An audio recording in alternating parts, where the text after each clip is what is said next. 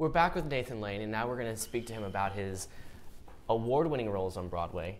You have been called the most bankable theater star in America and Nathan the Good, King of Broadway.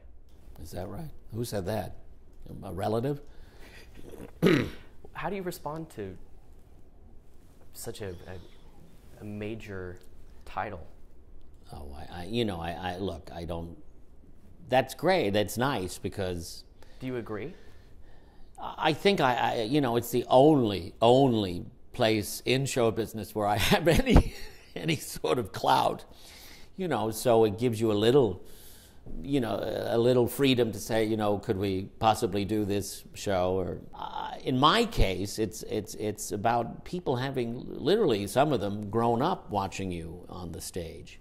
I'm very grateful if people feel that way, because hopefully that means people will show up, because it is an important part of it. Is this do these titles, you think, come from an accumulation of your work, or do you feel like such a title came at a specific point in your career?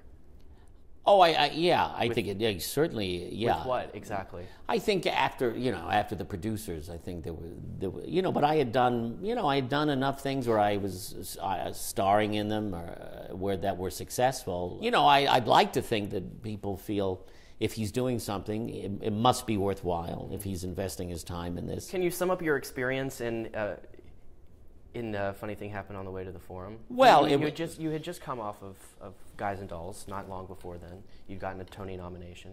It was your first big leading role on Broadway, and then you go into this, huge Sondheim revival. Well, it was something I'd always wanted to do. I had seen the prior revival starring Phil Silvers. I was in high school, and I went to, it was sort of a promotional thing. They did a free 4th of July performance. They were having trouble selling tickets, and this was kind of like a promotional thing. And, because everyone had gotten in for free, the audience went crazy when he came out. And he was, so in his element. So to see him finally do it, he had been in the movie, he played Lycus in the movie, but he was unbelievable. He was, it was his part. He was wearing his glasses too, even though it was ancient Rome, he wore his, his signature glasses. And then at one point, the audience was going on so long, he checked his watch.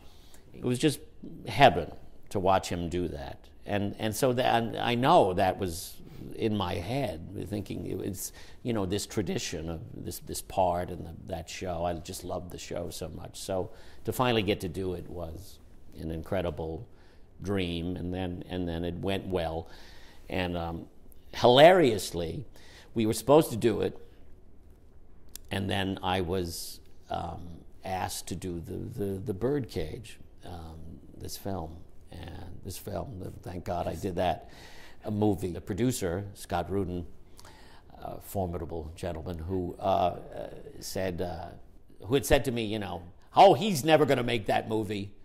Mike, talking about Mike Nichols and who directed the Birdcage? Yes, he's never going to make that movie, and just because we were scheduled, we're gearing up to do Forum, and I had gone in and done a test, but I finally said to Mike Nichols, I can't, let them down. I can't do the movie. Which is, it's shocking to hear me even say it. When I think back, like, oh, I can, but I couldn't. I had a moral obligation to do. I can't say I'm leaving them in the lurch. And it sounds as if you really contribute a lot of your success to the Birdcage. Oh, sure, yeah. Oh my God, yeah. So finally, Mike Nichols, the famous Mike Nichols, would, every once in a while I'd hear from him, and he'd say, well, we've seen people, we've talked to people, and I just keep thinking you're the person. I finally was like, and he was talking about big names, a lot bigger than mine. So I finally said, well, listen, Mike, I said, you're Mike Nichols. Why don't you call Scott Rudin and see maybe you could have an agreement. And then I had a call from Scott Rudin, saying, do you really want to do this? I said, well, yes, it's Mike Nichols. It's Elaine May. It's the lead, one of the leads in a movie. He said, all right, I mean, we're going to have to postpone for a year. I said, I know, and I know. That's why I didn't, but, if we could, it would be wonderful. It just had a huge impact on everything, and I certainly helped, I think, a great deal.